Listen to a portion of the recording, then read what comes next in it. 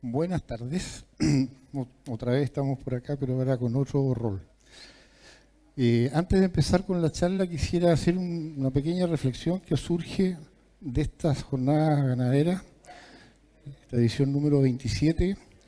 Pienso que es un hito especial para la ganadería de Magallanes, porque se están dando muchas cosas nuevas y muy diferentes y muy necesarias, dejando de lado lo que va a significar el hidrógeno verde para quienes van a tener la posibilidad de instalar torres en sus campos, que va a haber un cambio radical tremendo, que no tiene mucho que ver con la ganadería, pero bueno, es uno de los hitos. Pero sí el tema del carbono, que en la medida que se cumplan las expectativas de que los estudios de factibilidad entreguen un potencial de producción, de fijación de carbono, eso sí que es el hito realmente importante para nosotros. Porque recién con esta situación de que aparezca la venta de bono de carbono y siendo Magallanes un potencial capturador de carbono, nos confirma lo que de alguna manera los que empezamos tempranamente con el tema de la ganadería regenerativa ya hace más o menos 14 años, confirma que un buen uso del suelo está asociado a la captura de carbono. O sea, si no hay captura de carbono en un suelo, no estamos usando bien el suelo.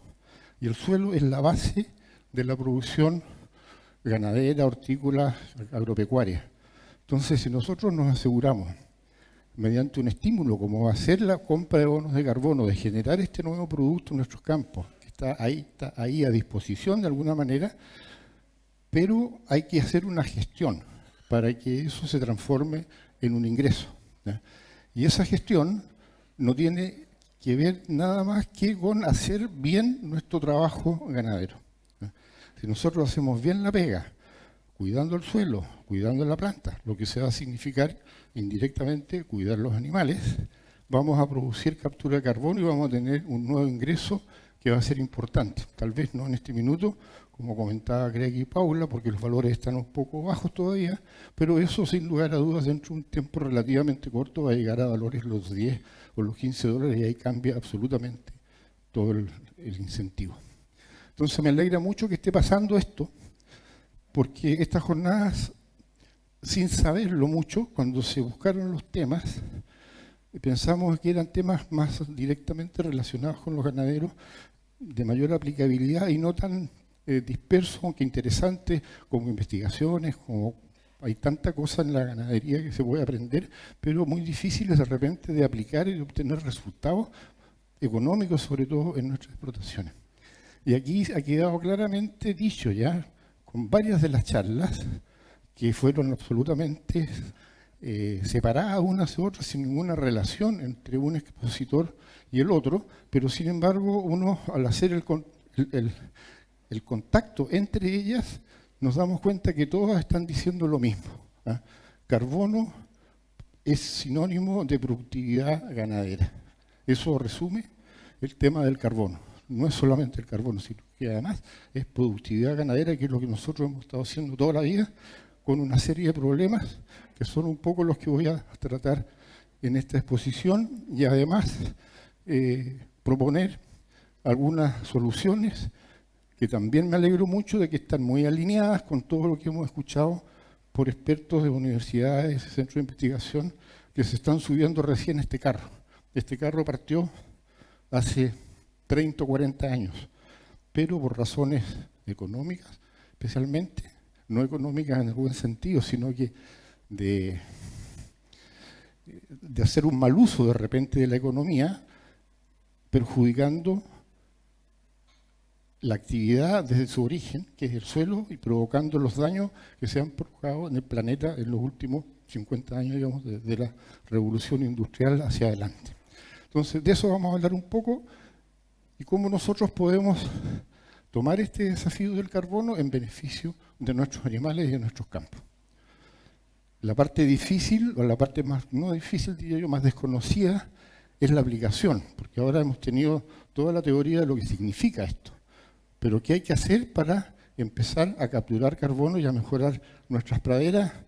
Es lo que hemos venido hablando hace bastante tiempo, los que nos interesamos en la ganadería regenerativa hace años, Y hoy día se está como cristalizando esto, a nivel de la academia, a nivel de productores, a nivel de los vendedores de bonos de carbono. Entonces, como que nos están rodeando, no tenemos escapatoria, tenemos que tomar esta decisión, y lo que yo voy a tratar es de mostrar un poco cómo podemos tomar esto.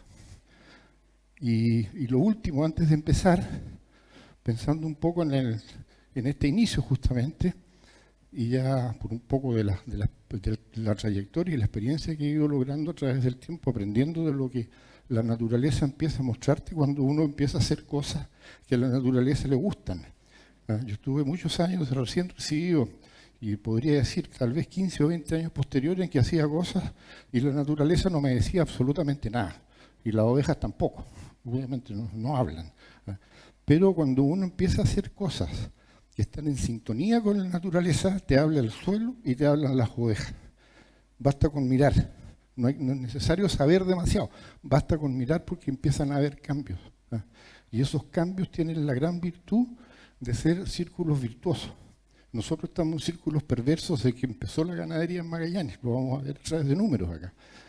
Y cuando uno empieza a hacer ganadería regenerativa, se invierte, empiezas a entrar en círculos virtuosos, que tienes que empezar a manejar oportunidades, no a tratar de evitar problemas o escapar de problemas, que es lo que estamos acostumbrados a hacer los ganaderos en general.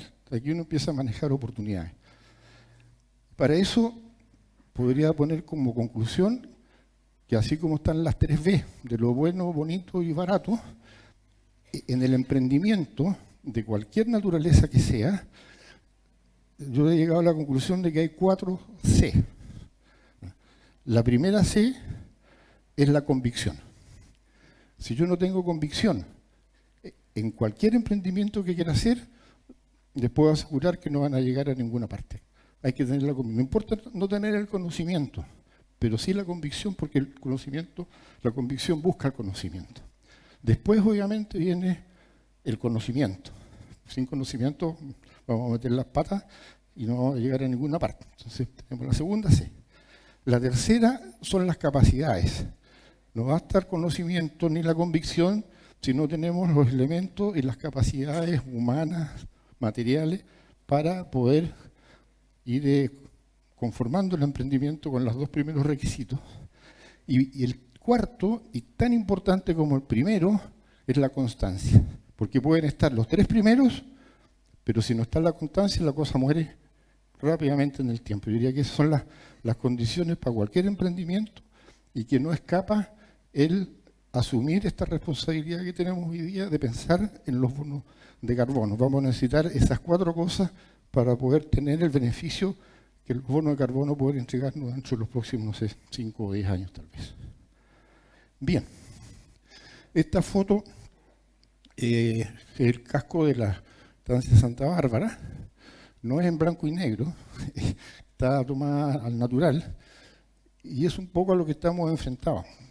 Quiero hacer un alcance a una frase del profesor Piñeiro, que le gustaba mucho venir a la Patagonia, porque el sistema de pastoreo, en sus bases, en sus leyes, digamos, fue una comprobación de lo que se sostenía en el mundo del pastoreo regenerativo, de que las leyes que estableció Boissin en el año 50, por ahí, eran leyes universales del pastoreo, y que se dan en todas partes.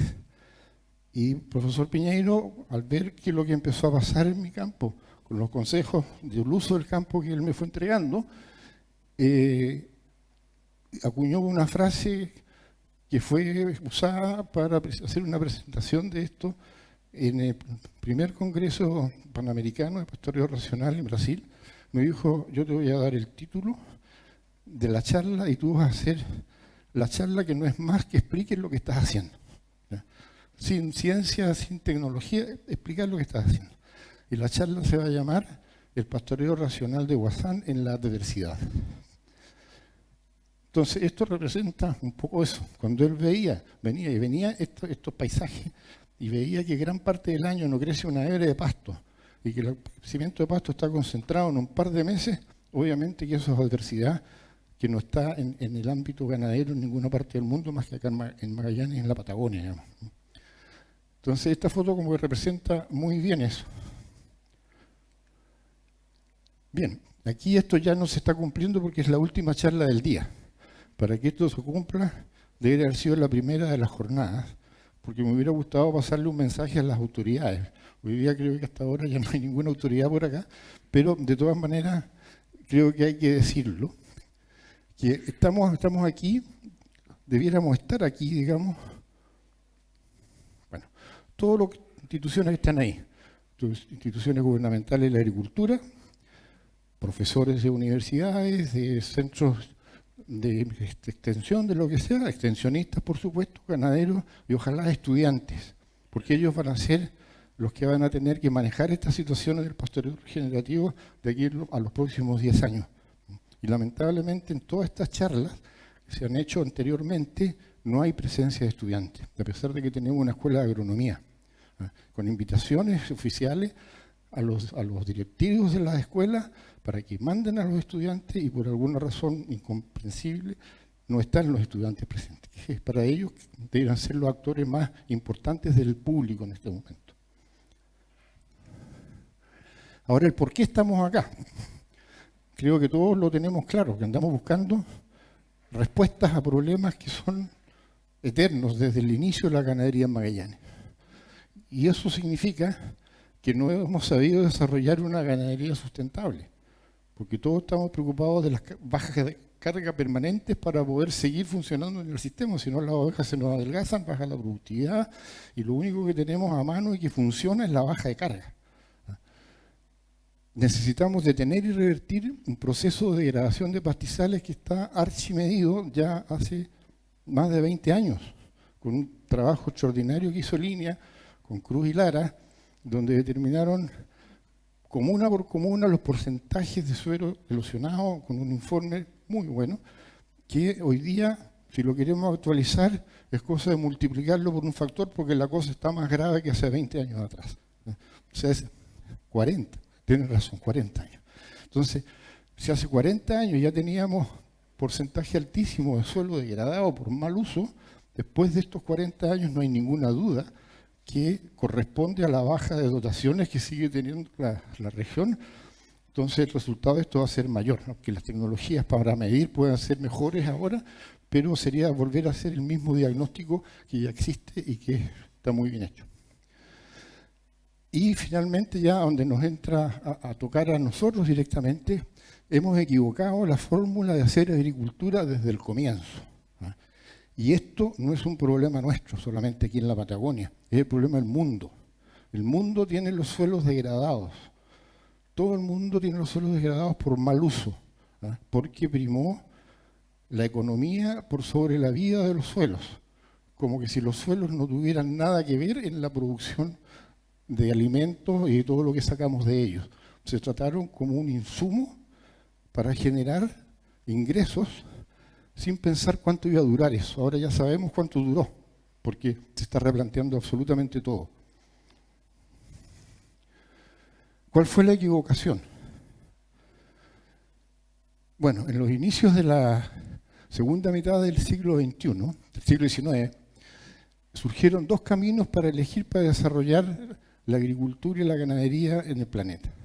Esto se dio en Europa, después de las guerras europeas, digamos, donde se delimitaron a punta de cañonazos y de pólvora los límites de los países europeos, hasta que esa guerra terminó y ya se conformó, y ahí se establecieron y la gente empezó a hacer agricultura y ganadería, y ahí habían dos caminos.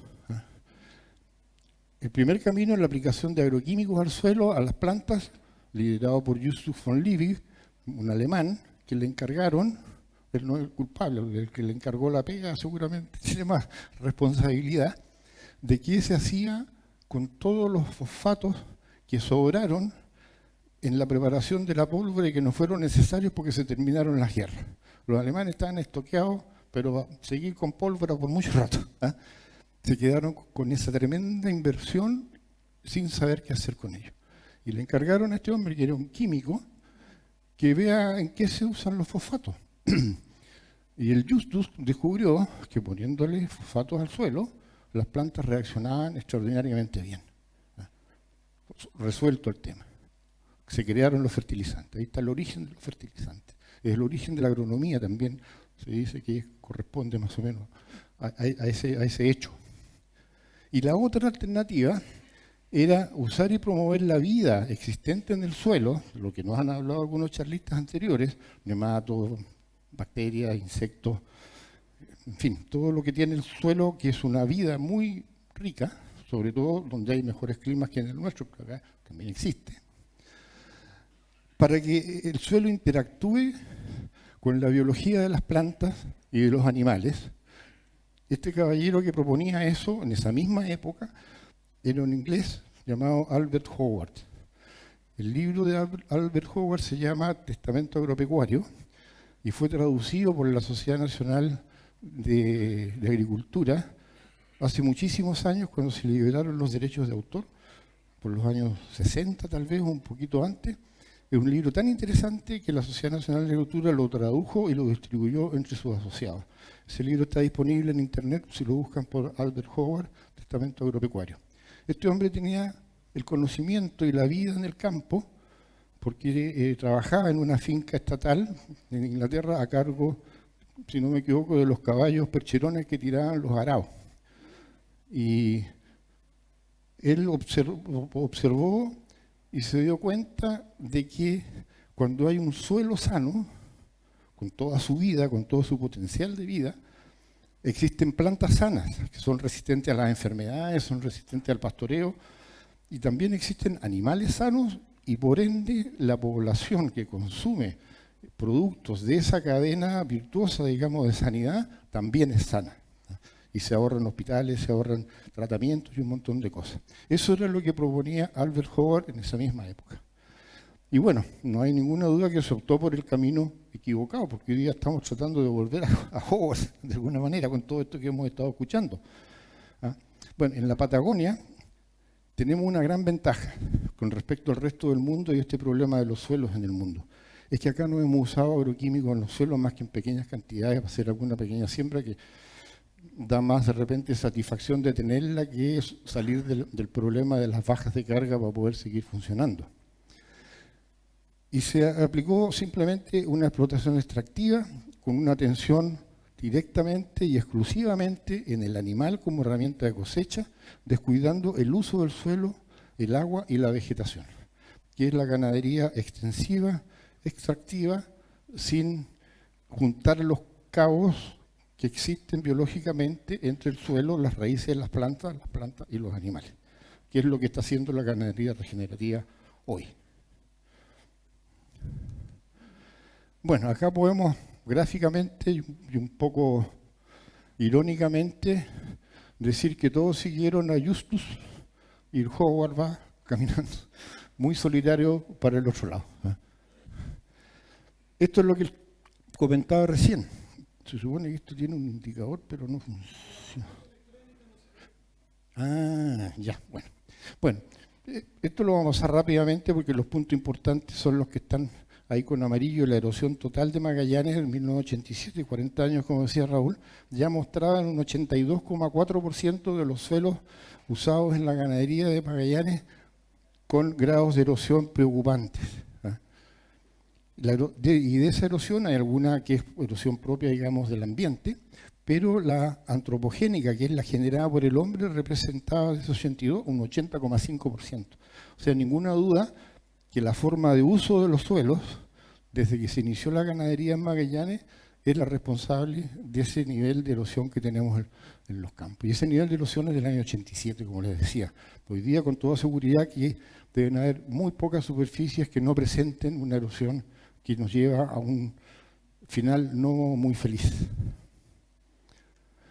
Y esto está representando eso mismo. Esa curva naranja es la dotación de animales tomado desde el año 65, que fue cuando se logró la mayor cantidad de ovejas en Magallanes, con una cantidad aproximadamente de 2.600.000 ovejas. Y esa curva es la degradé de capacidad talajera de la región. Del último censo, está detrás de la mesita ahí, 2022 creo que fue, con un dato que salió en 2023, estamos hablando de 1.300.000 y algo de ovejas. Entonces, sin entrar a discutir absolutamente nada de qué es lo que ha sucedido, lo que está claro es que se cumple lo que puse en un comienzo, de que no lo hemos hecho bien. Y ese grafiquito que está al lado, para ir entrando en materia, y que un poco ese gráfico sustenta mi posición acá arriba en este momento, si no fuera así, no tendría por qué estar acá arriba. Está mostrando que en el periodo que yo empecé con el pastoreo racional adaptado, porque el pastoreo racional no hay ninguna otra parte en el mundo que tenga las características nuestras de la Patagonia, por lo tanto se aplica de otra forma, pero las leyes son las mismas. Entonces yo me demoré un poco en darme cuenta de algunas cosas, pero finalmente logré hacer una adaptación, lo que es muy distinto a un... ¿cuál es la otra palabra? Que es modificación. ¿Ya? Yo no modifiqué nada, simplemente adapté las leyes de Huazán a una realidad patagónica. Porque si yo hubiera modificado, tendría que haber modificado las leyes, y las leyes no son modificables, son universales y funcionan en todo el mundo, y hasta ahora nadie las ha boicoteado ni decir, no, estas leyes no funcionan. Entonces, eso en azul es la explotación de Santa Bárbara, Biobío y La Cabaña, que empezó el año 2008 por ahí, hasta hoy. Y si hacemos una línea ahí de regresión, podemos decir de que no ha habido baja en la cantidad de animales. Hasta antes de eso yo estaba en la misma línea porque no tenía las respuestas con la formación que tuve en la universidad para resolver el problema de la falta de pasto y las bajas de carga. Venía igual, porque no tengo la cifra acá, pero deben haber sido cerca de 8.000 animales en la misma superficie. Y ahí cuando empecé, paró. Ha tenido sus altos y sus bajos, que son propios de un año un poco mejor, un año más malo, pero está claramente de que al final de la curva hay un pelito de levantada, mientras la de abajo sigue con una tendencia irreversible. Y ahí están las cifras. Esto es no hay censo todos los años, entonces lo que decidimos fue estimar con la pendiente de cada sector del gráfico qué número correspondería a cada año. Y eso nos dio esa cifra. Y lo que está a la derecha son las dotaciones de Santa Bárbara en el periodo que está mostrando allá. Si nosotros hacemos un cálculo así un poco absurdo tal vez, a lo mejor no tanto, con esa proyección de la curva, con los mismos parámetros ambientales y de todo, digamos, que siga todo igual, los ganaderos haciendo lo mismo, el clima comportándose de la misma forma, etcétera, seguimos con esa proyección y podríamos decir que el año 2048 nos comeríamos el último asado. Esa es la proyección que tenemos con la curva de bajas de carga para poder seguir funcionando. ¿Cómo retomar el camino de Howard? Afortunadamente, los colegas que pusieron antes que yo en el tema ya hablaron sobre cómo retomar el camino. Y yo lo que voy a tratar de hacer acá, porque ninguno de ellos nos dijo el cómo, todos nos han dicho el por qué y qué es lo que hay que hacer, el hay que decimos siempre, hay que hacer esto, hay que hacer esto, hay que hacer esto, pero ¿quién hace el hay que para que se transforme en acción? Ese es el tema. Bueno, esto que yo tengo acá es un poco el cómo. Podrá tener defectos, seguramente muchos, pero ha permitido mantener una línea de dotación estable durante más de 12 años. Y hay cosas todavía que hay que investigar para poder hacerlo más eficiente en términos, primero, de inversión necesaria para poder aplicar la biología al uso de la pradera. Y básicamente eso, es un tema de inversión que no es ni tan grande. Es simplemente una reestructuración de cómo se mueven los animales durante el año. no hay que tener ni menos animales ni nada, sino que la forma. Tenemos estaciones del año en Magallanes que sabemos qué nos da cada estación del año, y nosotros lo que tenemos que hacer es mover los animales durante el año de acuerdo a lo que cada una de las estaciones nos da, pero por sobre todo de acuerdo a lo que las plantas necesitan en cada estación para sobrevivir, prosperar y mejorar. Ese es el punto clave. El cómo hagamos eso en términos de número de potreros, de tamaño de los potreros, da lo mismo. La cosa es que no violemos las leyes básicas de la vida de los vegetales, que son los que nos mantienen el negocio. Bueno, hay que priorizar la vida del suelo, que es lo que nos sostiene, y de la vegetación en el proyecto ganadero antes de aplicar un TIR y un BAN. Aquí es donde entramos en el conflicto económico, digamos, porque todos los negocios tienen que tener una rentabilidad, eso no lo discute nadie. La rentabilidad está dada por la tasa interna de retorno y el valor actualizado neto, eso nos dice si el negocio se hace o no se hace. Bueno, aquí se priorizó eso, la rentabilidad en el uso extractivo del recurso natural de la Patagonia. Y ahí es donde está el problema, porque a estas fórmulas econométricas, en el fondo, nunca han considerado, ni en la ganadería, ni en ninguna otra actividad productiva humana, el cuidado del ambiente. Y ahí tenemos la explicación de por qué tenemos el efecto invernadero, de por qué si llegamos a los 4 grados nos cocinamos todos, en fin, todo lo que se sabe ya respecto de las consecuencias de no parar el calentamiento global y la generación de gases de efecto invernadero. Entonces tenemos que ponerle obligadamente hoy el parámetro ambiental a cualquier actividad productiva sobre este planeta, o si no, la fecha de caducidad del planeta va a coincidir un poco con la comida del último asado, poniéndose un poco así pesimista. Entonces, usando las herramientas biológicas que nos da la agricultura regenerativa, en la cual la producción, y aquí donde empiezan a venir los cambios de paradigmas, porque para que tengamos éxito en retomar el camino, hay que cambiar paradigmas profundos y urgentemente, cosa que no es fácil, porque estamos programados ya para actuar en lo que hacemos de cierta forma. Pero lo que tenemos que tomar conciencia es que si no cambiamos esa programación, le estamos poniendo fecha de término a muchas cosas que quisiéramos que no terminen. Entonces, la producción es una consecuencia, no es un objetivo como siempre nos han metido en la cabeza. Yo recuerdo muchas charlas de técnicos que como enganche a que hay que hacer lo que ellos nos están diciendo, lo primero que te dicen va a mejorar la facturación. ¡Ay, Dios mío! Digo yo. Aquí viene otro más, acelerar el proceso para que esta cuestión se termine antes.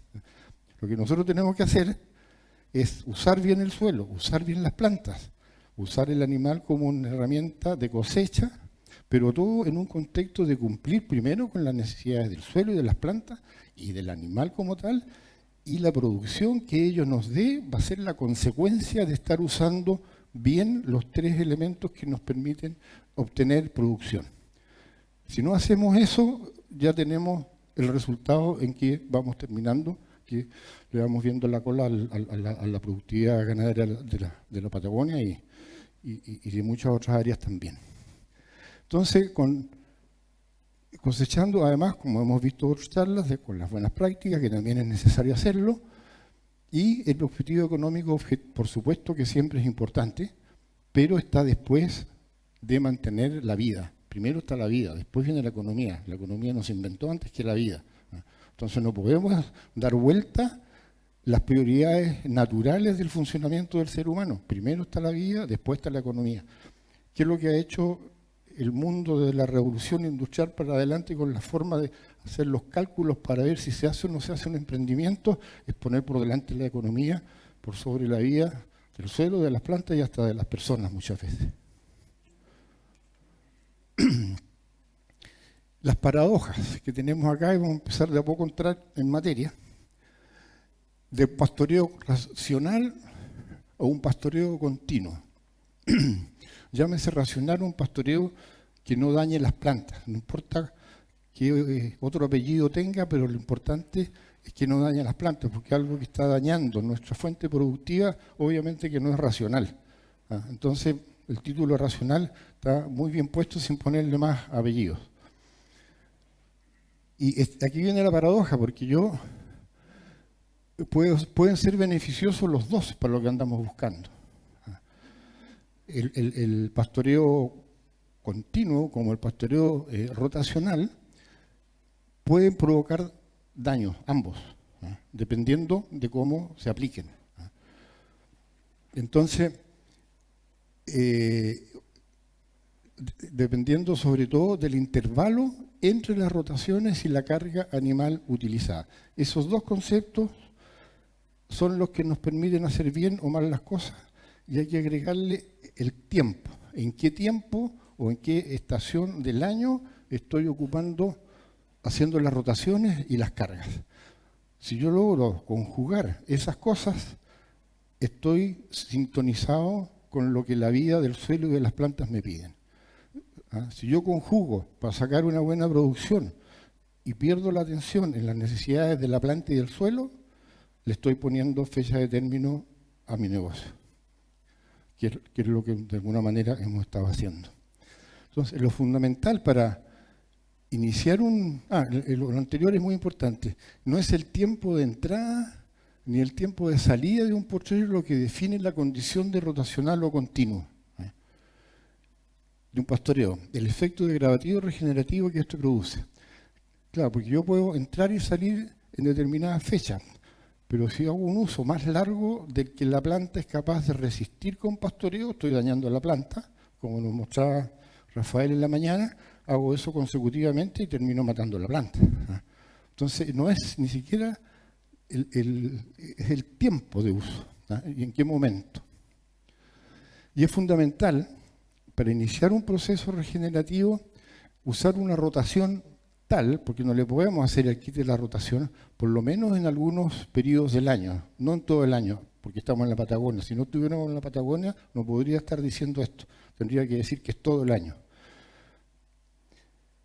Usar una rotación tal que los animales no vuelvan a cortar por segunda vez una planta en rebrote, en la misma estación de crecimiento, y tampoco vuelvan sobre ella antes de llegar a un punto óptimo de consumo. Aquí hay varios conceptos que los voy a aclarar un poquito más con un gráfico, donde hay una plantita más adelante, para ver cada uno de esos puntos. Pero el tema del rebrote es fundamental, porque si yo me como los rebrotes de una planta, es equivalente a que me esté comiendo las crías de un animal todos los años. ¿Cuánto me dura la especie? El número de años que vive la madre pariendo, y al año siguiente se muere la madre y no tengo ni crías, ni madre, ni nada. Eso significa comerse los rebrotes. Termino con una especie noble, que es la que la oveja va a elegir primero, y va a seguir con la otra, que es un poco más mala, digamos, o menos buena, pero en un pastoreo continuo, donde como rebrotes, va a volver a suceder lo mismo. Y así voy eliminando las mejores especies hasta quedarme con las menos productivas, que son las que más duran, porque a la oveja no le gustan, empiezan los problemas productivos, hay que bajar la carga, empiezan a aparecer otras especies, que son especies protectoras normalmente, para cubrir un suelo que empieza a quedar desnudo, que tiene un servicio ecosistémico, como se dice hoy día, de proteger el suelo desnudo, pero no tiene nada que ver con la producción que nosotros estamos buscando. Ese es todo un ciclo que se da y se ve patentemente cuando uno está mirando el suelo, cuando están sucediendo este tipo de problemas.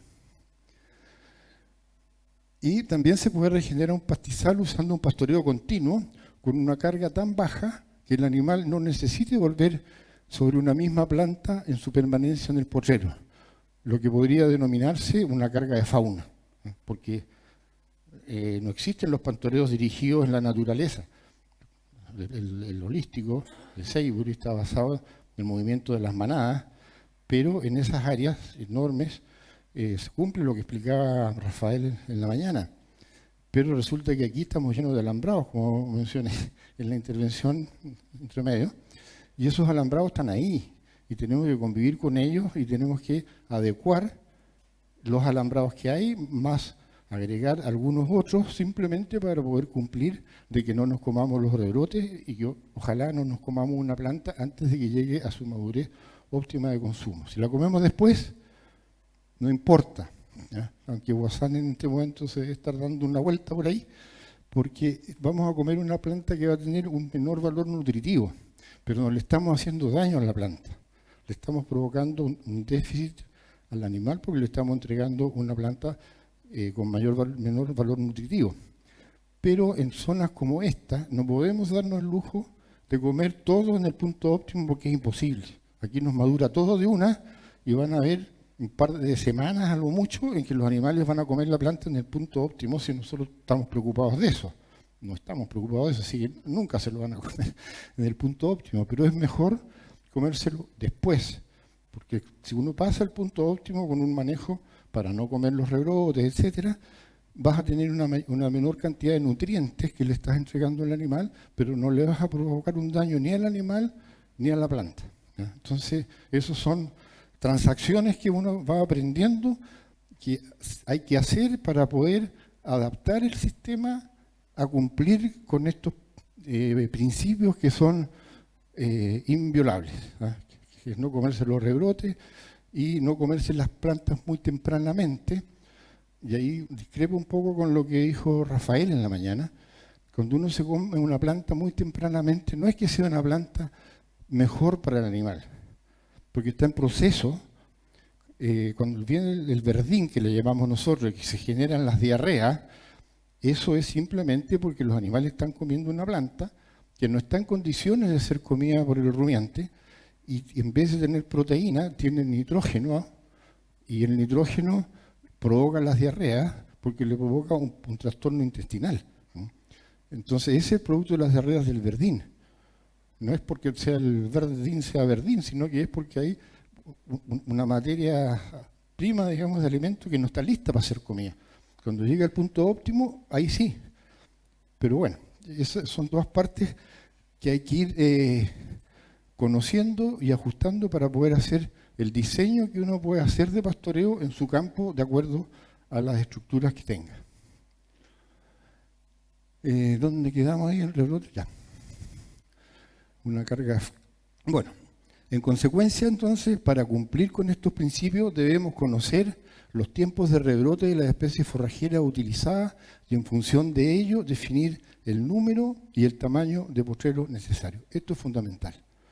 Yo cuando partí no tenía ningún parámetro de nada. El profe me decía, mira, lo único que te puedo decir que la experiencia del mundo en pastoreos intensivos, mientras más chico el potrero es mejor, porque se come todo en el punto óptimo, la cantidad de posiciones que se concentran y se va avanzando con estos pastoreos con alta carga en potreros chicos. Y ahí entran a tallar algunas otras de las leyes de Guasán que tienen que ver con el animal mágico en la planta. Esta es una de ellas. Entonces, aquí lo que nos interesa es buscar el tamaño mayor posible de potrero para que con una cierta cantidad de animales yo cumpla con el precepto de no comerme los rebrotes. Con eso estoy al otro lado, con eso estoy haciendo pastoreo regenerativo. Y ese dato no lo tenemos. Entonces, bueno, yo partí con 4 días, con 4 hectáreas, para que con el número de ovejas que le ponía no estuvieran más de 3 o 4 días, porque no tenía idea cuánto se demora en rebrotar cualquiera de las plantitas nativas. Yo sabía el dato que tenía que la alfalfa, como al 4º o 5º día, ya está rebrotando. Entonces dije, bueno, ya, le voy a poner máximo 4 días por si estas sean tan rápidas como la alfalfa, pero ni idea. Bueno, me di cuenta rápidamente de que los potreros fueron demasiado chicos. El profe me decía que mientras más chico mejor. Bueno, aquí en la Patagonia no es necesario. Los llevé al doble, estoy con potreros de 8 hectáreas y pienso que todavía son chicos, podrían ser más grandes. Pero mientras no tengamos el dato de las especies más importantes, cuánto se demoran en brotar, recién ahí vamos a poder calcular con certeza el tamaño de los potreros dependiendo del número de animales que le vamos a poner adentro para comernos eso y no comernos los rebrotes. Bueno, este gráfico es muy parecido a lo que presentó Rafael, que lo hizo con ovejitas y qué sé yo, pero este gráfico tiene desde 1982. Y esto lo que muestra es la curva de crecimiento de una planta cualquiera y cómo hay una relación entre la área foliar y el área radicular a la medida que se va creciendo en el tiempo. Este punto acá es el punto normalmente que se da óptimo para el consumo, porque ahí está la mayor cantidad de proteína formada ya, con un volumen suficiente que al ser el producto entre la calidad nutritiva y el volumen tenemos la máxima cantidad de alimentación. De ahí para arriba la planta se empieza a lignificar, empieza a ser más paja, digamos, y podemos tener más volumen pero menos comida. Entonces, donde crece el pasto todo el año hay que estar atento a esto para que cada vez que uno entra a un potrero entre en ese punto. Y eso se puede hacer cuando el pasto crece todo el año, pero aquí no se puede hacer. Entonces, aquí quiero aprovechar de explicar brevemente cómo funciona el mecanismo de recuperación de una planta después de ser comida.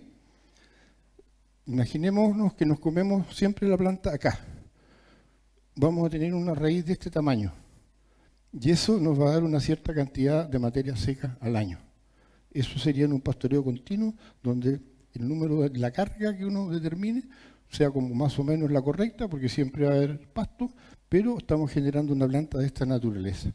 Si nosotros tenemos una carga un poco más baja, vamos a llegar a eso. Pero lo ideal es llegar a la raíz potencial que la planta puede tener, porque eso significa que esa raíz va a llegar más abajo, va a tener más acceso a nutrientes, va a tener mayor disponibilidad de agua, porque la raíz no necesita que esté inundada, basta con que haya humedad para que sea capaz de extraer agua.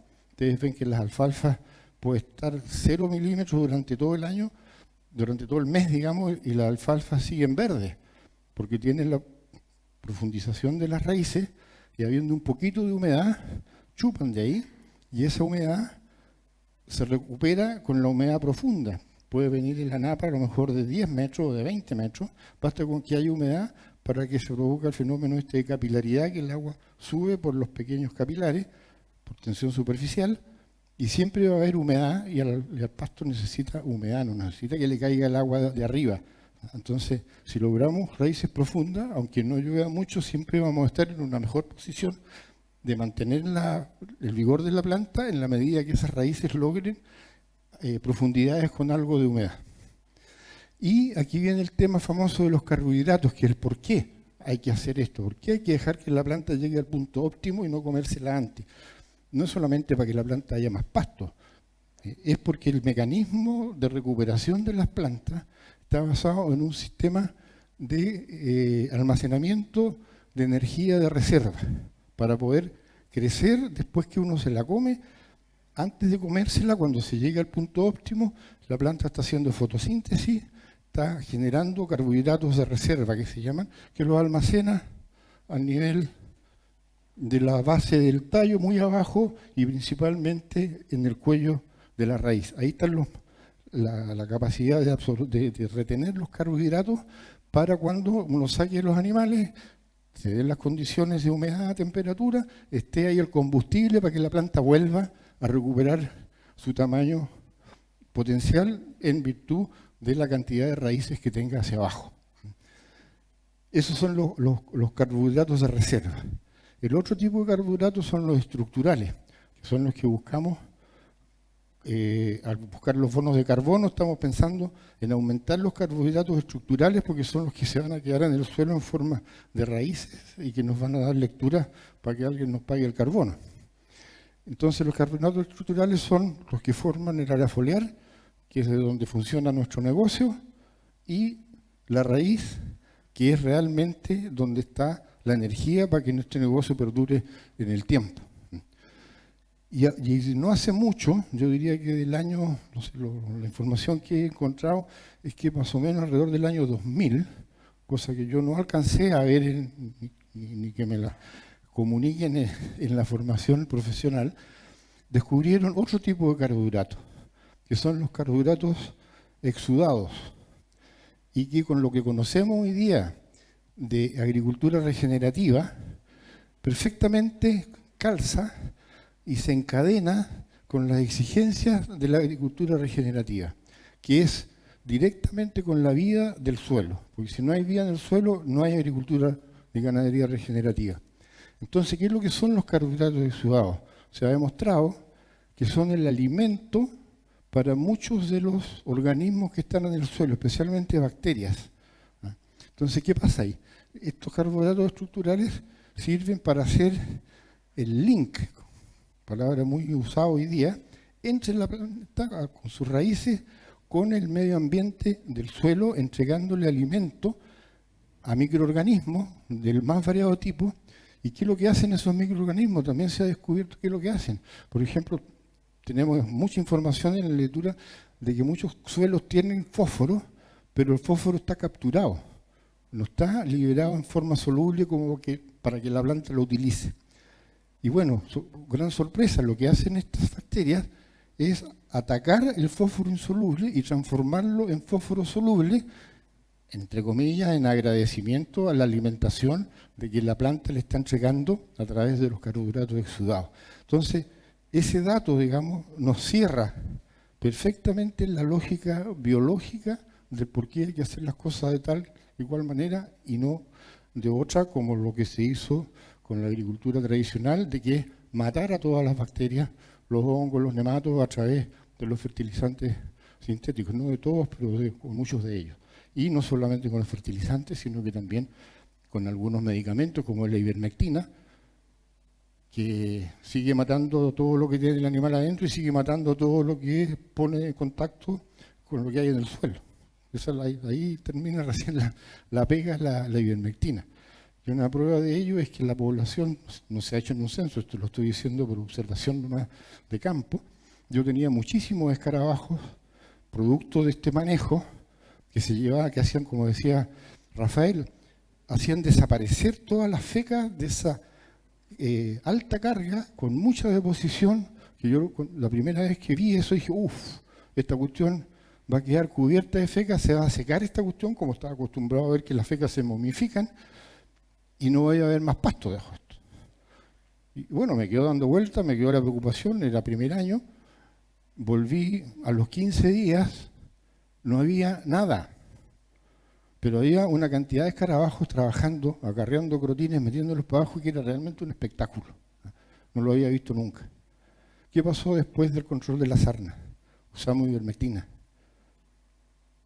No hay escarabajos. Porque las fecas de todas esas ovejas que fueron tratadas durante un tiempo con dosis o con repeticiones, me imagino que terminaron con los escarabajos y con muchas otras cosas también. Entonces, ahí vienen los grandes desequilibrios, esto cuando no se conoce a la perfección la biología del suelo y de las plantas, que son procesos relativamente simples, pero tremendamente susceptibles a dañarse. ¿Qué tenemos acá? Bueno, esto es lo que pasa, también lo explicó en cierta medida Rafael.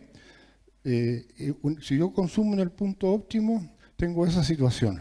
Tengo una buena raíz, me como la planta y voy a obtener de nuevo una buena área foliar, manteniendo esa raíz en proporción a la raíz que tengo. En cambio, si yo consumo fuera de tiempo, como rebrotes y hago todo lo que no tengo que hacer, va sucediendo eso. Que algunos colegas le llaman la cespedización, que las plantitas se van achicando, se van adelgazando, y eso es producto de un mal manejo, no es una técnica que se puede usar como manejar las praderas, porque cuando estoy haciendo cespedización, estoy terminando con un montón de especies, y debilitando la planta, por eso se enaniza en el fondo, que se está debilitando hasta que desaparece. Y esa es la situación, cada vez, si estoy repitiendo el corte cada vez más abajo, consecutivamente y permanentemente voy a terminar haciendo desaparecer la especie de mayor valor y después vienen las otras a continuación. Esto tiene que ver con el momento, si yo hago un pastoreo continuo o hago un pastoreo rotacional, entrando y saliendo en los tiempos adecuados. Estos son datos reales, son de Francia, de Normandía, donde Voisin precisamente tenía su campo y donde hizo mucha experimentación práctica. Entonces, si yo tengo un pastoreo continuo, pastoreo ahí permanentemente, esa pradera me va a generar 480 kilos de materia seca en esas circunstancias. Si yo espero pastorear el punto óptimo, voy a tener 4.800 kilos de materia seca y cada vez que vuelva al potrero voy a tener disponible por hectárea 4.800. Entonces, esa es la virtud de dejar descansar. Los tiempos de reposo generan eso. Cuando no hay reposo, la producción cada vez más abajo, dependiendo el mayor o menor reposo que le podamos dar a la pradera. Entonces, propuesta de ganadería regenerativa para la Patagonia. Está basado, evidentemente, en las 4 leyes universales, donde yo le he puesto atención a las 2 primeras, que es los tiempos de ocupación, el cuidado de los rebrotes, de lo cual ya hablamos, el tiempo de reposo, para no consumir antes de que la planta esté madura en forma óptima para que entregue la mejor cantidad de nutrientes, o yo le agrego acá, después de eso, pero no antes. Los PRDcistas acérrimos, al escucharme esto, seguramente ya me estarían pifiando. Pero estamos en la Patagonia y la cuestión acá funciona de otra manera. Y después vienen estas otras 2, que son como el perilleo fino, podríamos decir, que son los rendimientos máximos. Una oveja madre no tiene el mismo requerimiento que un animal seco. Entonces, para obtener el máximo de extracción de esa pradera en buena forma, yo primero tengo que meter adelante los animales de mayores requerimientos, no comérmelo todo, dejarle un remanente para que entren animales de menor requerimiento y terminen de hacer el repaso de esa pradera. Con eso logro eficiencia en el uso del pasto. Pero eso no se puede aplicar en nuestra zona. Y los rendimientos regulares, eso significa que yo cuando tengo una serie de potreros más chicos, pueden ser 20, 30, 80, no es que la rotación que yo voy pasando siempre al potrero siguiente. Sobre todo acá, que tenemos praderas tan heterogéneas, entonces el arte de saltar se le llama eso, que es el potrero siguiente en la rotación, siempre es el siguiente mejor. Puede estar, qué sé yo, a 500 metros del otro. Entonces, cuando se hace el diseño de los potreros, se hace con calle de circulación para poder cumplir con este requisito en forma fácil y no estar pasando de repente 10 alambres para llegar al siguiente mejor. Salgo en una puerta y entro en el siguiente mejor. Es cosa que evidentemente es bueno desde el punto de vista de la curva de crecimiento, de engorde del animal, porque siempre va a tener el siguiente mejor, va a significar que esa curva va a ser mucho más pareja sin serruchitos, digamos. Pero es un detalle que tiene que ver con la producción del animal, pero no tiene que ver con el cuidado de la pradera. Y aquí, básicamente, el enfoque, pienso yo, que tiene que estar al cuidado de la pradera, y si se pueden hacer otras cosas, fantástico. Pero no volvernos locos por esas otras cosas, porque nos aportan, realmente son muy marginales en nuestra situación. Entonces, la adaptación. ¿Cuáles fueron los problemas? El gran problema es el corto periodo de crecimiento de los pastos, que dura 90 a 100 días, dependiendo de dónde estemos y del año, y la baja oferta forrajera de las heterogéneas praderas, porque en un potrero, donde nosotros decimos ya vamos a tener media oveja por hectárea, resulta que no tenemos media oveja por hectárea. Tenemos 0 en muchas áreas del potrero y tenemos 20 ovejas por hectárea en otras áreas. Entonces, esas 20 ovejas por hectárea son los que nos han destruido las vegas, las mejores áreas de los determinados potreros por un tema de heterogeneidad. Entonces, con un apotrenamiento adecuado, no vamos a resolver el problema de cada potrero, evidentemente que no. Pero si ocupamos las mejores áreas del campo, excluidas, para hacer un pastoreo rotacional, sí vamos a aprovechar muy bien eso, y los potreros heterogéneos más grandes que vamos a usar fuera de la temporada de crecimiento van a poder tener oportunidad de crecer durante el tiempo de crecimiento de pasto sin ovejas. Por lo tanto, donde hay pedazos más pencas va a crecer menos, en los pedazos mejores va a crecer más, pero va a estar expresando el potencial de la diversidad que hay dentro del potrero y no estamos provocando ningún daño. Bueno, esto se resolvió por lo que les estoy diciendo. Las vegas se excluyen o no solamente las vegas, porque no todos tienen vegas, pero sí todos tienen áreas del campo que son mejores que otras. Entonces, bueno, esto hay que hacerlo en las áreas mejores, ¿eh?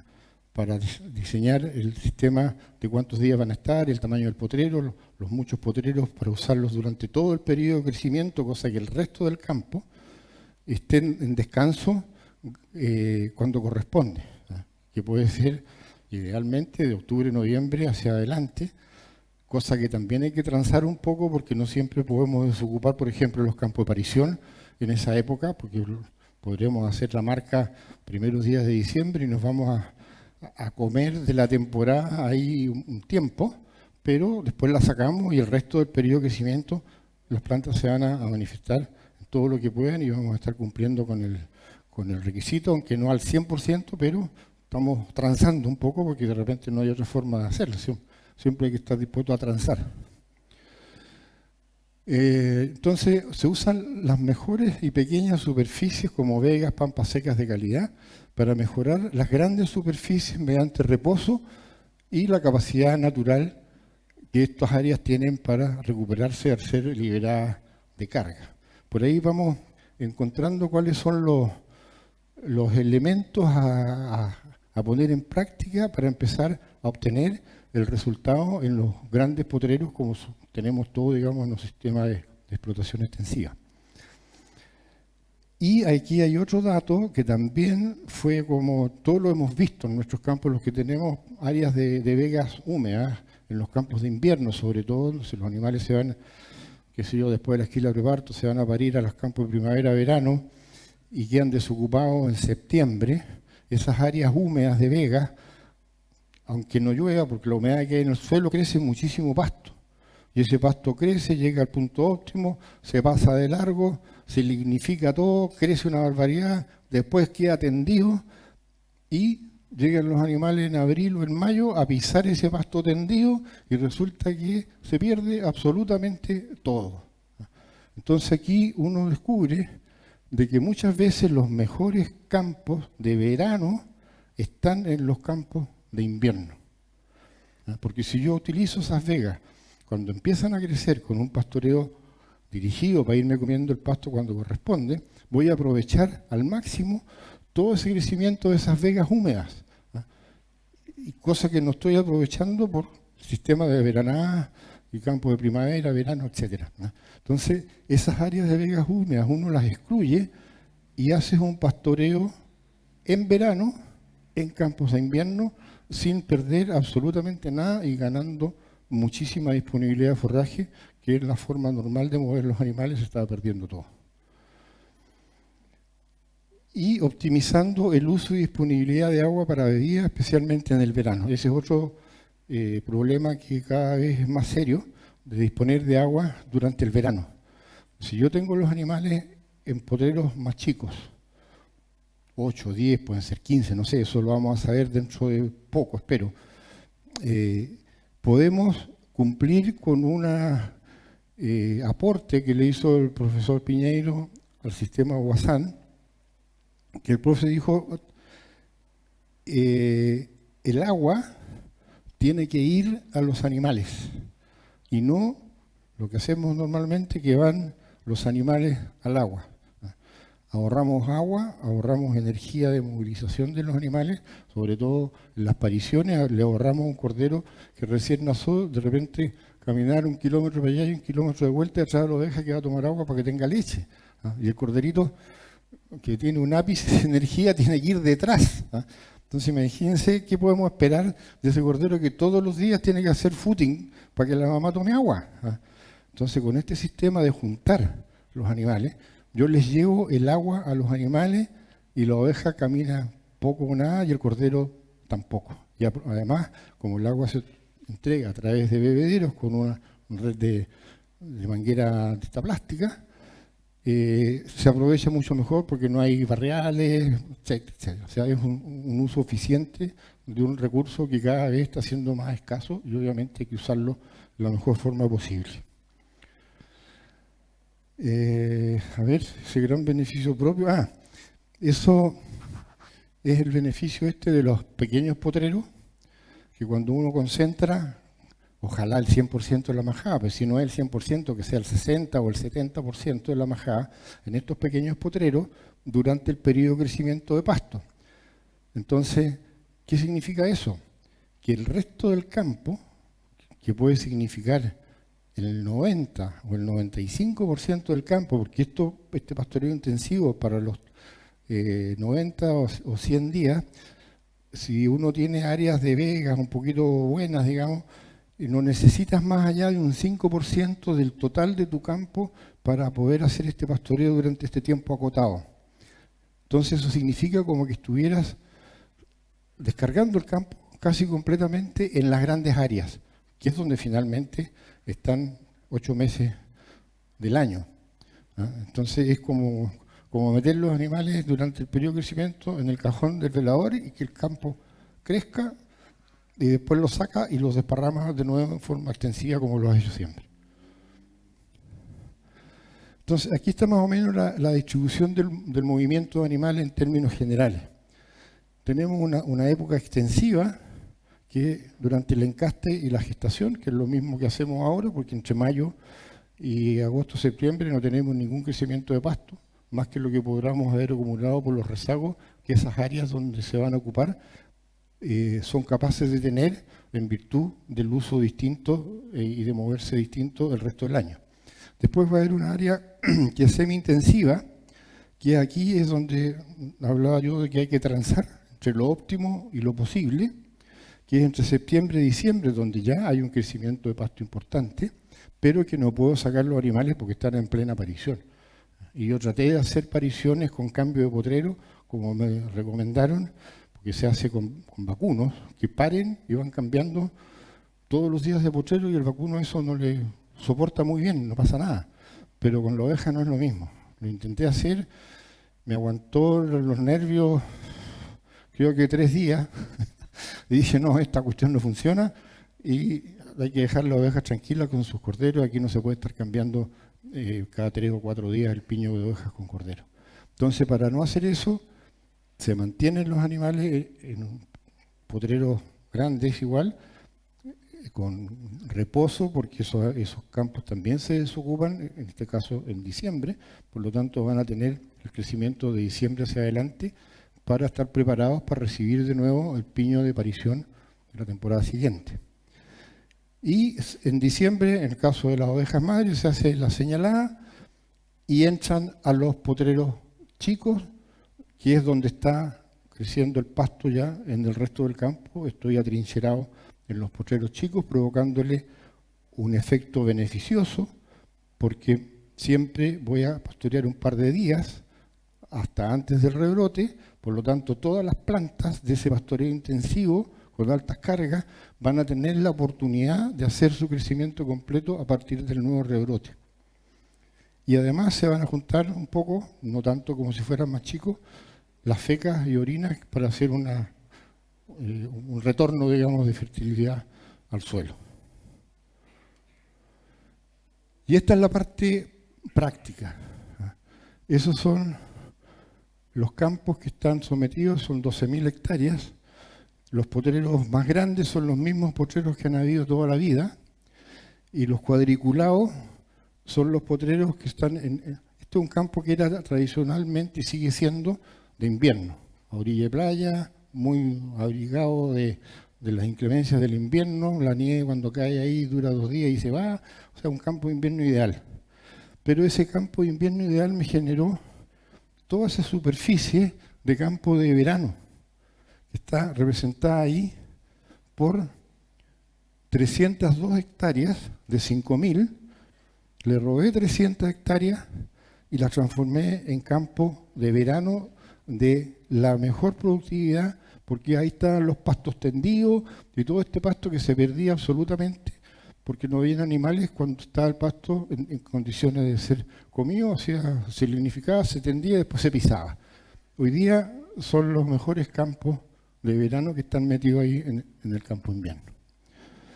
Y en este otro, que esta es la parte de primavera-verano, tiene esto es un río, un estero, digamos, que es limítrofe, y acá tiene otro estero que también es limítrofe. Entonces armé los potreros pequeños con el río al medio, potreros para ambos lados. Hice esas fajas con la idea de también hacer más potreros, y de poco me fui dando cuenta que no era necesario, porque en las fajas les doy una utilidad al final de la temporada como para ajustar los tiempos de salida del pastoreo de verano para irme a los campos de invierno, hacer el baño, irme a los campos de invierno, que eso estamos hablando de abril, de mediados de abril para adelante. Entonces esas fajas no tengo para qué estar haciéndole potreros y cambiando los animales, porque en ese momento ya no hay más crecimiento de pasto. Entonces esas fajas hicieron todo su crecimiento de pasto durante el periodo que sí crece, y las utilizo como heno en pie en el fondo para adecuar mi tiempo de salida hacia los campos de invierno. Eso está allí. Estos dos grupitos de potreros soportan entre los dos 3.800 ovejas madres con sus crías hasta abril, no desteto. Cuando saco los animales en abril, calculo que tengan un mes más o menos para que la oveja se recupere, una oveja que está recuperada con el cordero al pie, porque están en una buena condición cuando están con el cordero hasta el final, pero se van un mes antes a la invernada, se hace el baño, se van a la invernada y ahí tienen un mes para tener la experiencia de no tener cordero y poder comer a destajo en esos potreros que fueron desocupados en septiembre. Por lo tanto, llegan a campo para hacer un flashing en el fondo, porque están esos campos, esas mismas ovejas estuvieron ahí hasta septiembre, se hizo la esquila preparto y se vinieron acá. Y este otro lote de potreros ahí, los uso de comodines para el grupo de carnerillos. Yo produzco carneros de venta, entonces tengo un lote más importante de carneros que se vende cada año y necesito hacerles un buen manejo para que estén bien presentados en el momento de las ventas. Y esos carneritos los manejo ahí desde la esquila, que se hace primeros días de noviembre normalmente, hasta que se generan las entregas de los carneros, que fluctúan entre, qué sé yo, finales de enero y marzo. De ahí van rotando y van manteniéndose en buen estado. Y este campo, la superficie total de PRB son 527 hectáreas, que representan un 7,8 de todo el campo, de todo ese rol, y las de allá representan un 6,2. Entonces, con esas pequeñas áreas hacemos la protección de las grandes áreas y generamos una mejora importante allí por la intensidad del pastoreo y por no comerse los rebrotes y por devolver deposiciones.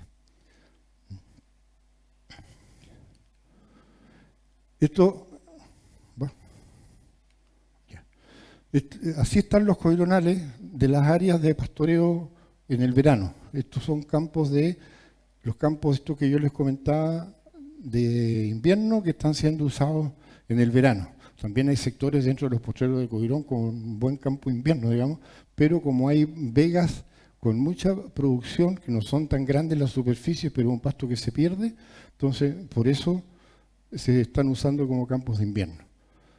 Ahí se ve el piño que se está cambiando de un potrero a otro, y esa es la condición actual del coirón y del cojín intercoironal de potreros que están siendo sometidos a estas cargas altas por corto tiempo.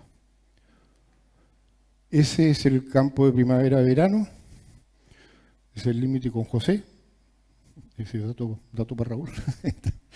Esa es la intensidad de animales. Lo que se ve acá es el estero, el riachuelo. Entonces hay potreros a los dos lados y ese piño se va cambiando cada 3 o 4 días después de hecha la señalada hasta el mes de abril, siempre con sus corderos. Ópale. Ahí tenemos un diferencial. El de allá es el campo del vecino, estancia Miriana, que tiene un pastoreo continuo durante el verano, y este es un potrero de los de 8 hectáreas, donde ya pasaron los animales y se comieron todo lo que tenían que comerse, queda de ese color, verdecito, y de ahí empieza su recuperación completa y ese potrero no se come más hasta el año siguiente.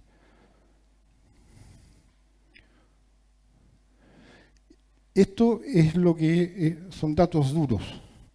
Esta es una mara que me instaló Erwin Domínguez, en línea, para medir qué está pasando en los potreros donde se está manejando con altas cargas y cortos periodos de pastoreo. Entonces ahí se ven, esto tiene muy poco tiempo, porque se instaló el 2016, la última medición fue el 2019, ahí por razones institucionales, digamos, se dejó de medir, pero tengo la expectativa que dentro de un proyecto que se está reactivando de nuevo en línea, esta mara sea considerada de nuevo y pueda ser medida. No importa que no haya sido medida durante estos años, porque se va a obtener el resultado de las mediciones igual. Esto está metido en un potrero cualquiera que tiene un área de vega, en este caso que ya está comida, un área de coirón, que siempre se deja un borde más seco para que los animales duerman y no tengan solamente vega a disposición para dormir. Y ahí están los índices de cobertura vegetal, el cambio que se provocó de riqueza, Shannon-Wiener, que es un índice que mide variabilidad, ese bajó, cosa que me dejó medio preocupado. Dije, ¿por qué menos variabilidad? Si están todas las cosas bien, debiera haber más variabilidad. Pero ¿qué pasa? Haciendo el análisis ya más exhaustivo, lo que pasó es que cuando se hizo la medición inicial, habían muchas especies que no eran especies forrajeras, eran especies protectoras, especies de poco valor, pero que se presentaron porque el campo estaba siendo muy exigido y empieza la pradera a defenderse de alguna manera. Entonces, había más especies, pero no eran especies deseables. Y cuando se empezó a pastorear más a fondo, dejar los reposos suficientes, no comerse los rebrotes, claro, bajó la diversidad, pero también mejoró la calidad de las especies presentes porque el campo se empezó a ordenar de nuevo en términos de su potencial original. Y si vemos, por ejemplo, suelo desnudo, que es un parámetro muy importante, tiene una disminución tremenda. El mantillo también. Y muerte en pie. O sea, todos los índices indican de que lo que se está haciendo con esos potreros está correcto. Está medido, y eso está medido por el INE, digamos, no lo medió. Entonces es muy importante que en todos estos sistemas exista un monitoreo de esta naturaleza, porque es lo único que nos permite a un costo muy bajo y con mucha certeza saber si lo que estamos haciendo está correcto o no. Conclusiones. Tenemos la necesidad de cambiar la forma de mover los animales en el campo durante las estaciones del año y considerar el potencial de las diversas áreas agroecológicas dentro del predio para planificar correctamente su uso. No estoy proponiendo bajar cargas, estoy proponiendo mover los animales en distintas formas para que el campo sea capaz de entregar todo lo que es el potencial que tiene de entregar y no disminuirle el potencial por estar comiendo en tiempos inadecuados en determinadas áreas durante el año. Entonces, ¿cuáles son las acciones necesarias? Por supuesto, optimizar el uso del agua de bebida bajo la premisa que el agua debe ir a los animales y no los animales al agua. Eso va a tener un costo inicial de bebedero, de mangueras, pero no es un gran costo y es una vez que se va a amortizar en muchísimos años. Adecuar el tamaño de los potreros, estas son las cosas pendientes, de pequeñas superficies con altas cargas en función de la disponibilidad de forraje y de los tiempos de rebrote. Ese dato ojalá lo tengamos lo más pronto posible. Conocer los tiempos de rebrote de las especies nativas de mayor valor forrajero para definir el tamaño óptimo de los pequeños potreros que se usarán durante el corto periodo de crecimiento de los pastos. Y finalmente, evaluar periódicamente la evolución a través de una mara, que es el sistema este que les mostré ahí, ubicada en uno de los potreros usados con altas cargas instantáneas como monitoreo de la acción regenerativa del manejo. Bien, eso era lo que quería presentar y en ese librito hay un relato fidedigno, paso a paso, día a día, de cómo se mueven los animales en estas 12.000 hectáreas que están sometidos a este manejo. sirve de orientación para tener una idea de qué es lo que hay que hacer. Cada predio va a tener sus particularidades, pero no van a escapar a los principios básicos que están ahí. Entonces es un manual como de cortapalo, más o menos, para sentarse a digerirlo un poco, a entender y ver cómo eso se puede aplicar en cualquier campo, no importa el tamaño. Porque si el campo es muy grande, bueno, serán más módulos o serán más potreros, en fin, todo eso tiene soluciones. Lo que no hay que hacer es comerse los pastos cuando no hay que comérselo y proteger la vida de las plantas para proteger nuestro negocio y poder vender mucho carbono. Muchas gracias. Muchas gracias, don Juan. Consultas. Gracias, Alexander. Gracias, Juan. Oye, qué bueno poder tener esta instancia más en esta casa de ganaderos para poder discutir y conversar con mucha altura de miras. Primero, un comentario que a mí me parece, y lo quiero compartir, esos 2.800.000 ovejas que añoramos de los años 65, yo creo que ese fue el primer gran error porque nos comimos la despensa y no se repuso. Y ahí es donde empieza el gran problema. Todos esos comentarios están ahí. Sí. Yo quizás por malformación espero y me gustan las charlas con datos, y en ese sentido me llamó la atención la de Rafa en la mañana, y también ahora extraño un poco porque yo creo que nos haría bien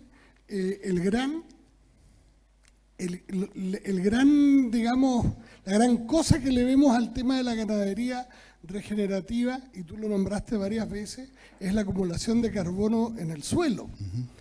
Pero yo creo que deberíamos poner el foco en poder tener esos datos en realidad, porque no tenemos datos locales, y en tal sentido el trabajo que presentó Sergio Radich ayer a mí me parece potentísimo, porque la cantidad de muestras del trabajo que está haciendo ahí Sergio es increíble. Pero yo quiero decir también, y tú sabes que esto es con respeto y con afecto, pero yo estoy un poco dolido porque aquí no se presentaron datos, Juan, del único trabajo que hay con dato duro de verdad que acabamos de terminar en Campenaique, con 3 años en que estamos todos de acuerdo, me incluyo yo, que es un tiempo muy corto para hacer una evaluación de pastizales, ¿no? Pero nos guste o no, yo creo que tener 3 años de datos es infinitamente mejor que no tener ningún dato. Y a lo mejor no nos gustan los datos, pero yo quiero compartir brevemente y en 10 segundos, porque tenemos ahí datos que son de 3 años, y quiero dejar bien claro que lo que no tenemos es el carbono, porque si el dato es que acumulamos carbono y ese es el costo de acumular carbono, bienvenido, y yo soy el primero como magallánico que quiero que esto se recupere en defenderlo. Pero yo también creo que los datos, que a veces nos pueden no gustarnos, hay que compartirlos. Yo voy a hacer en 10 segundos un resumen. En ese trabajo que hicimos en Campenay, que tú mismo fuiste parte del equipo técnico de ese trabajo, 3 años de evaluaciones.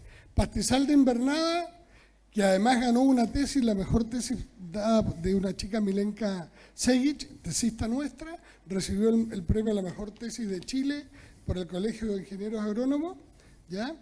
Producción de materia seca, muy superior, o superior por lo menos, en pastoreo continuo versus el regenerativo. Diversidad, pastoreo continuo igual a regenerativo. En La Vega, producción de forraje igual en ambos sistemas. Producción animal, peso vivo de la oveja, condición corporal, porcentaje de destete, kilos de cordero destetado por oveja y kilos por hectárea, muy, muy superior en el pastoreo continuo, ojo, con carga ajustada. Yo creo que eso es algo que hay que destacar, por sobre el pastoreo, ¿no es cierto?, racional. Comportamiento animal, que también se evaluó, igual en ambos. Sanidad, porque siempre teníamos el miedo, esto es una buena noticia, que al concentrar mucho animal podríamos tener problemas de parasitismo y de contagio. Igual en ambos, eso es una buena noticia para el manejo regenerativo. Y en análisis económico, obviamente, producto de lo que les conté anteriormente, es superior también en pastoreo continuo para estos 3 años de evaluación, ¿no? Pero a mí, te digo, y me duele un poco, deberíamos haber compartido esos datos, me hubiese gustado verlo. Eso, gracias. Ya. A ver, partamos por una cosa. El diseño del proyecto que se hizo en línea, en realidad se hicieron 2 sistemas de pastoreo rotativo, no hubo pastoreo continuo. Por eso no quise mencionar nada, porque es una cosa aparte que está empezando. Yo encuentro que lo que hay ahí son datos, pero no son resultados. Hay una diferencia muy grande entre datos y resultados. Estos son resultados. Entonces eso hay que tenerlo claro de partida. Y cuando se diseñó la metodología del pastoreo, no se hizo un pastoreo continuo como se hace en la región, que es la que genera esa curva de caída de los animales, sino que se hizo un pastoreo rotativo largo durante el periodo de verano, que a lo mejor ese es el tamaño de potreros que yo ando buscando. Puede ser, a lo mejor un poco más chico y el resultado sería mucho mejor. Ahí falta información como para poder evaluar siquiera. Y otro tema que es muy incidente es que con la recomendación que yo di inicialmente para determinar las cargas no se cumplió, porque yo pedí que partamos con una carga de 4 animales por hectárea para este pastoreo intensivo, con la condición de que había que observar el comportamiento del animal al tomar su dieta y ahí después de ello ajustar la carga. Eso no se hizo nunca. Entonces ese trabajo adolece de algunas cosas de metodología que no, a mi gusto, digamos, los datos son datos, no lo discuto, pero no merecen la confiabilidad para evaluar resultados. Por eso no quise mezclar las cosas, porque esto es algo, de hecho ustedes van a seguir entiendo que se están buscando recursos para seguir durante más años y poder evaluar realmente y tomar la posta, porque línea tiene que tomar la posta. El pastoreo regenerativo es una realidad que se nos vino encima. Unos lo vimos antes, otros lo están viendo ahora, pero esto no tiene otro camino, es el Howard o el Liebig. El Liebig ya sabemos que no resultó, entonces tenemos que ir detrás del Howard adecuándolo en la mejor forma posible a nuestro medio. Y ahí es donde tenemos que aportar cada uno de nosotros lo que ha aprendido, lo que sabe, lo que ha hecho, lo que ha resultado, lo que no ha resultado. Entonces pienso que esta es una conversación que es muy preliminar, es muy inicial, y lo que se ha hecho en torno a la estación no tiene la información suficiente en el tiempo como para poder sacar alguna conclusión. Son datos, que los respeto, pero son datos. Bien, tenemos una pregunta aquí en la transmisión en vivo de Raúl Cardón. Dice: buenas tardes, ingeniero Quisling. Muchas gracias por compartir su experiencia. Quisiera saber cómo puede regular el tiempo de ocupación, cuidado del rebrote, ante la presencia de guanacos silvestres. Bueno, la solución se la planteé en la Seremi ayer. Tenemos que bajar la dotación a 10.000 guanacos, cuidarlos como hueso de santo, para asegurar que la especie no se va a extinguir en Magallanes, porque es un guanaco muy distinto al que existe en el altiplano, y tenemos que resolver ese problema pronto, porque aquí hay una injusticia tremenda para la ganadería de Magallanes. Resulta que el guanaco, como lo dice su nombre, son camélidos sudamericanos, que estaban extendidos en toda Sudamérica, desde la Patagonia hasta el altiplano. Resulta que hay un montón de ciudadanos de este país, a partir de Coyhaique hasta, no sé, será Los Vilos, un poco más arriba, de que se liberaron de esta responsabilidad de mantener la especie. Y nos están transmitiendo, o traspasando, mejor dicho, toda esa responsabilidad a nosotros en nuestros predios, donde pagamos contribuciones, donde pagamos impuestos como cualquier otra empresa, y además tenemos que subsidiar al país y a la ciudadanía y a quienes, obviamente, todos queremos preservar el guanaco con cargo a nuestro negocio. Encuentro que es una injusticia, por ponerle un término más o menos suave al tema. Entonces, lo primero que tenemos que hacer fue lo que se comentó ayer. El guanaco, evidentemente, no es parte de la ecuación productiva, es parte del ambiente, ninguna duda. Que hay que preservar el guanaco, ninguna duda, porque la especie que tenemos acá, dado al ambiente, es muy distinta a la que existe en el altiplano. El guanaco de acá debe pesar 100 kilos más por unidad que el guanaco del altiplano. A lo mejor el altiplano está en un proceso de terminar con los guanacos porque cada vez hay menos comida y la especie, igual que la plantita, si aquí los seres vivos funcionan todos iguales, se empiezan a achicar hasta que se mueren. Entonces a lo mejor con el guanaco ahí está pasando eso y nadie está preocupado. Acá tenemos un guanaco robusto, tremendo, que pesa 200 kilos o más. Y tenemos que ayudar a mantener 250.000 guanacos, 400.000 guanacos, compartiendo el pasto con nuestro negocio ganadero, pudiendo tener, no sé, 10.000, 20.000, 50.000, más que suficiente para hacer un manejo adecuado de extracción, de balance entre reproducción y muerte. Y le garantizamos que los podemos cuidar como hueso de santo porque nos interesa que el guanaco no se pierda. Pero es totalmente injusto que nos carguen a nosotros el mantener una especie con una plaga, porque el guanaco es una plaga. Entonces a nadie se le ocurre mantener una especie a través de una plaga. ¿En qué cabeza cabe eso? Entonces esta cuestión hay que plantearla, tal vez no tirando tantas piedras como el amigo Stuart Blake, sino en una posición más de diálogo y de racionalidad, porque a esto hay que ponerle racionalidad como a todas las acciones que tengan que ver con biología. Si no hay racionalidad estamos mal, vamos a terminar en un mal camino. Y esto del guanaco hasta ahora va por mal camino, porque estamos cuidando una plaga. Y obviamente que todo lo que podamos hacer de este tipo se ve tremendamente en desmedro por culpa de una plaga que hay gente que pretende proteger como plaga. Ahí hay un tremendo error que hay que tratar de corregirlo. Juan, consulta sobre cuándo salir del potrero. Ya.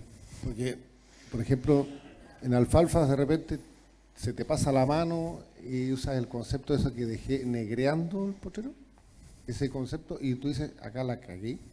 Resulta que después viene súper bien. Acá, ¿dónde te vas? Bueno, esa es una discusión desde la época de la Revolución Verde.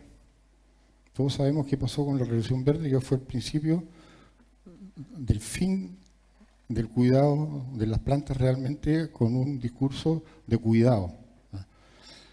Eso ya tampoco se discute a estas alturas. Y en esa época, me acuerdo que los neozelandeses tenían botas que las vendían con marcas. Entonces, esa era la altura a la que había que pastorear para preservar la pradera. Bueno, ahora hay posiciones muy encontradas por el tema de los carbohidratos de reserva. El carbohidrato de reserva, como mostré ahí, principalmente en la base del cuello de la raíz y también en la parte baja del tallo hay menistemas de crecimiento para el siguiente rebrote. Hay tendencias o escuelas, como le quieras llamar, que dicen que esa capacidad de rebrote de la parte aérea, tallo llamémosla, es pequeña, no es potente, que la potencia viene de los carbohidratos almacenados en la raíz. Entonces que no vale la pena mantener esa ayuda que podría hacer a un mayor crecimiento, porque todo lo que queda de la planta sobre el suelo es un tallo sin hojas, aunque tenga capacidad de rebrote. Y un tallo sin hojas es una parte viva de la planta también, pero que no hace fotosíntesis, por lo tanto no almacena, respira, por lo tanto consume.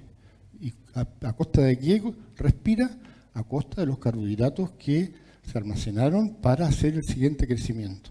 Entonces ahí está la discusión, que no hay ningún trabajo que mida eso para dirimir este tema. Lo único que yo te puedo decir que como experiencia propia, lo que tú mismo acabas de mencionar, yo tengo unas alfalfas de regeneración que ya tienen más de 15 años y todos los años, 2 veces al año, me las como hasta que queda negro, pero a propósito, porque si no, se comen las puras hojitas y te queda una cantidad de tallos que, chuta, tú quieres que se transformen en alimento por la oveja y la única manera que se las coman es mantener la oveja y hasta que se las coman, y se las comen, y no queda nada. Y al año siguiente, la alfalfa viene con toda su potencia, tienen 15 años, yo me atrevería a afirmar que cada año veo esos potreros de alfalfa, independientemente de las precipitaciones, en mejor estado. Lo que sí me preocupa, para ponerle un aditivo a tu pregunta, es que cuando se hizo la regeneración, ahí había un coironal muy deteriorado, pero había un cojín también muy deteriorado, pero eran pastitos. Hoy día, entre medio de las hileras de la alfalfa, hay pura pilosela, pero la alfalfa está impecable, pastoreada a concho. Hola. Juan, bueno, excelente tu presentación. Dos dudas o una pregunta y una duda. Me quedó haciendo un poco de ruido cuando comentaste el tema del uso de producto veterinario y la contaminación o que estaríamos de alguna manera matando ciertas especies por uso de algunos productos veterinarios, si lo puedes aclarar o profundizar un poco más. Y segundo, sabés que vengo de una zona mucho más desértica que esto y este tipo de procesos, nosotros los últimos 3 años estuvimos entre 70 y 100 milímetros de lluvia anual y la mayoría caída en invierno. Eso no es viable, este sistema con estos regímenes de agua, ¿no? Porque o sea, nosotros lo que comemos, no hay rebote posible después, ¿no? Tu opinión en eso, por favor. La primera es más fácil. Bueno, la única experiencia de práctica que tengo es la que comenté, el efecto de la ivermectina, que es conocida, digamos, está descrita por muchos autores, que es una droga muy potente que genera muerte de los bichos para los cuales está leche y para otros, no solamente en el intestino del animal, sino que los insectos que entran en contacto con las bostas excretas de ivermectina se mueren igual. Entonces, eso es una observación que yo vi con los escarabajos en mi predio. Me imagino que deben haber otras especies de insectos que también tienen que haber seguido en esta rodada del control de la sarna. No tengo datos técnicos, científicos medidos, pero la observación de los escarabajos, eso se lo puedo asegurar que es así. ¿Para qué? Un baño por inmersión una vez al año con el silpulquino, el tipertox, y eso es el único medicamento que uso en la estancia, no uso nada más. Nada, porque el sistema del cambio de potreros cada par de días durante el periodo de verano, digamos que cuando están las mayores posibilidades de infectación de parásitos, va interrumpiendo el ciclo cada 3 o 4 días, o sea, y esos normalmente no vuelven los animales hasta el año siguiente, porque igual que ustedes tendremos un poco más de precipitación, pero aquí no es ninguna maravilla, tampoco crece el pasto todo el año, y no podemos dar 2 vueltas de pastoreo. Las alfalfas sí, porque las alfalfas, como comentaba, están conectadas en profundidad con humedad, y aunque no llueve un mango durante el periodo entre que se comieron y que viene el rebrote y crecen de nuevo, parece que se estuvieran regando, pero no, se están alimentando de aguas profundas a través de la capilaridad. Y la otra pregunta, podría hacer una inferencia en base a cierta lógica nomás, pero no tengo la respuesta concreta porque obviamente no tenemos esas situaciones tan extremas acá.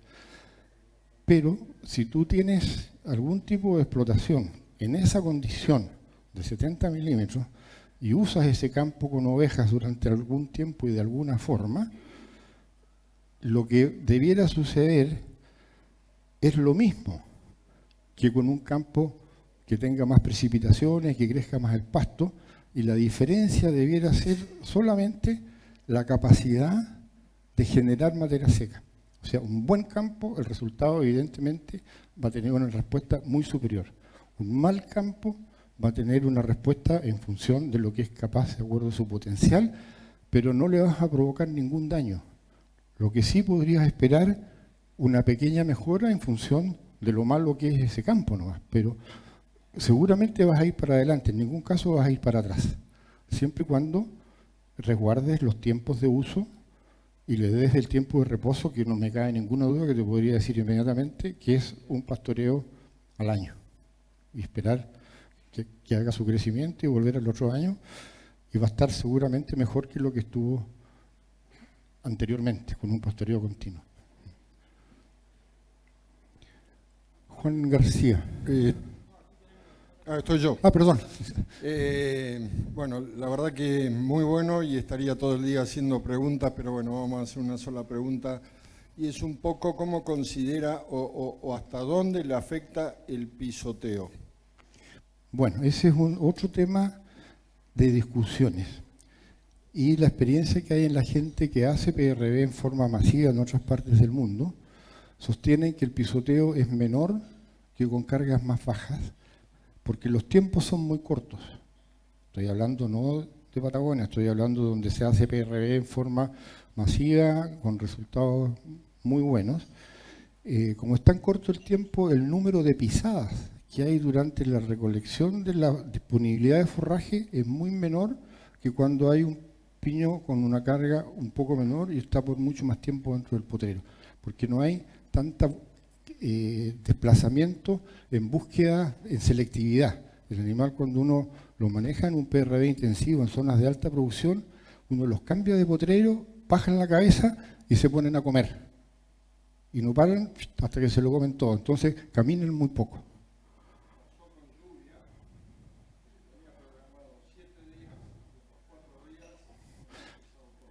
Claro, seguramente debe haber algo de suelo desnudo, lo que, ¿no? Claro, es que seguro, capaz que 7 días es mucho. Claro, es que es capaz que por la condición de ese suelo, el número de días que podrías usarlo sin provocar un efecto de tendido por pisoteo del pasto, no te va a permitir comerte todo el pasto disponible. Va a suceder eso. Entonces, ahí hay que buscar, que son búsquedas de soluciones positivas, digamos, porque te está sobrando pasto. El problema es qué hago cuando no tengo pasto. Entonces, simplemente si me llueve y veo que la cosa está mal, lo uso 3 días antes que lo pisen, me lo llevo a otra parte y cuando se seque me lo traigo de nuevo y termino a comer. Por ahí va la cosa. Juan, felicitaciones por la charla. Oye, el libro está disponible en algún lado para leer. Yo no lo he leído, pero me interesa leerlo. Eso uno. Dos, sin entrar en discusión, el nacimiento de la agronomía es con Joe Fowler, cuando se crea la máquina de vapor y el tractor, sí, no los fertilizantes. Es el 1820 y algo, por ahí anterior. Y de ahí está el paradigma de la separación de agricultura intensiva, agricultura no intensiva, podríamos decir. Los fertilizantes y todo es posterior, y la revolución verde ya estamos hablando de 1960. Y con el tema de las variedades, sí, de mayor producción y todo. Pues soy más defensor de la agricultura intensiva, siempre lo he sido, digamos, pese a hacerlo de una manera sustentable. No quiero entrar en esa discusión, pero me voy a leer el libro. Pero de lo que hablaban con Raúl respecto a los datos, yo en tu presentación lo que veo de datos es que tu dato es la mantención de tu stock. Eso es el dato resultado de este esfuerzo consistente, persistente. En el estudio que se hizo en línea se analizó la composición de la vega, porque cuando hablamos de vega, hablamos de distinto. Yo de lo que conozco en la isla, conozco menos a usted, pero soy de afuera. Pero yo conozco en la isla por lo menos unos 12 tipos de vega distintas, dependiendo de la especie predominante, porque finalmente el sistema de pastoreo, el tema de brotación, 14 años sobre el sistema viéndolo, y no tener aún claro cuánto se demora en brotar, que cuando empezamos a sembrar el predicamento que teníamos con Alfonso, con Jorge, con todos, de cuánto nos demoramos para volver a la alfalfa, volver a una pradera mixta, me parece que si no se incluyó en el estudio de línea, si es que no está, debería estar. Porque finalmente la única forma de poder hacerlo replicable esto a cualquier sistema es tener clara la composición de esa vega. Si no está clara la composición de esa vega, y siendo el principal problema el rebrote, no es forma de aplicarlo si no tenemos clara la especie dominante, qué porcentaje tiene, cuál es la composición de la vega y de esa especie dominante cuánto se demora en rebrotar. Por tanto, como también me leí el estudio de línea, yo aportaría en que ojalá pudieran incluir ese dato que es fundamental en los estudios que se hagan. No sé tu idea respecto a eso, porque tú conoces más tu vega que lo que la conoce uno. Mira, lo que te puedo comentar al respecto a la primera parte de tu pregunta es que se hizo una evaluación de producción de materia seca en las vegas que se usaron en el INAH, y ese fue el dato original como para establecer un poco las cargas. No recuerdo que se haya hecho composición botánica. ¿Se hizo? Ya. Bueno, entonces está la información básica estaba. Eso. Y claro, se dan algunas diferencias en ese caso en particular, de que un campo, eran los 2 de vega, uno era mucho más homogéneo, digamos, en términos de su topografía y el otro era un campo que nos usó durante muchísimo tiempo, estaba lleno de mantillo de muchos años, con difícil acceso al crecimiento del pasto y con muchas grietas por un tema de deshidratación de esa vega, donde los animales caían adentro y había que sacarlos. Entonces, ahí también hubo un nivel de estrés que habría que, además, digamos, intentar evaluarlo ex post, ¿no? Pero hubieron muchas diferencias que probablemente no expliquen lo que nosotros andamos buscando, pero que sí existieron. Entonces, por eso yo insisto en que esos datos sirven para tomar ciertas decisiones para que en el próximo proyecto, cuando ya se haga ya con más decisión por parte de línea en una cosa de más largo plazo, porque las mediciones que se establecieron y todo estaban bien, había muchas mediciones muy interesantes, pero que se truncaron porque en 2 o 3 temporadas difícilmente vas a ver evoluciones en la densidad del suelo, en la humedad aparente, en una serie de parámetros que sería bueno conocer. Entonces, faltó mucho tiempo y espero que eso se mejore con un proyecto de más largo plazo y no pretender de repente comparar cosas que no tiene mucho sentido comparar. Porque si hubiéramos comparado, buscando solucionar el problema de la curva, el pastoreo no rotacional debiera haber sido continuo, pero continuo. No continuo por periodos con 3 cambios durante el periodo de crecimiento, porque vuelvo a decir, a lo mejor ese tamaño de potrero, para las condiciones de Magallanes, es el tamaño ideal para hacer la rotación durante el periodo de crecimiento. Entonces estaríamos perfectamente de acuerdo que es mucho mejor que el otro, si es que las condiciones para la comparación hubieran sido realmente las mismas y se hubieran hecho los ajustes de carga en el momento esperado. Y tenías otra... el libro, sí. No, te paso uno en cualquier momento por ahí. Bien. Ya, bueno, en honor al tiempo vamos a finalizar las preguntas. Muy interesante la charla. Muchas gracias, don Juan.